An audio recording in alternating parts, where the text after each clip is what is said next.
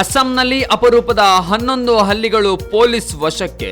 ಒಂದು ಹಲ್ಲಿಯ ಬೆಲೆ ಬರೋಬ್ಬರಿ 60 ಲಕ್ಷ ರೂಪಾಯಿ.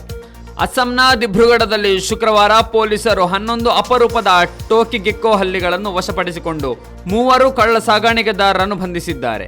ವನ್ಯಜೀವಿ ಸಂರಕ್ಷಣಾ ಕಾಯ್ದೆ 1972ರ ಅಡಿಯಲ್ಲಿ ಟೋಕಿಗೆಕ್ಕೋ ಹಕ್ಕಿಗಳನ್ನು ಅಳಿವಿನಂಚಿನಲ್ಲಿರುವ ಪ್ರಾಣಿಗಳೆಂದು ಪಟ್ಟಿ ಮಾಡಲಾಗಿರುವುದರಿಂದ ಅವುಗಳ ರಫ್ತು ನಿಷೇಧಿಸಲಾಗಿದೆ.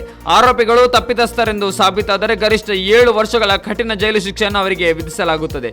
ವಿಚಾರಣೆಯ ಸಮಯದಲ್ಲಿ ಅರುಣಾಚಲ ಪ್ರದೇಶದಿಂದ ಇವುಗಳನ್ನು ತಂದಿದ್ದಾಗಿ ಮತ್ತು ಪ್ರತಿಯೊಂದನ್ನು 60 ಲಕ್ಷ ರೂಪಾಯಿಗೆ ಮಾರಾಟ ಮಾಡಲು ಪ್ರಯತ್ನಿಸುತ್ತಿರುವುದಾಗಿ ಪೊಲೀಸರಿಗೆ ಆರೋಪಿಗಳು ತಿಳಿಸಿದ್ದಾರೆ.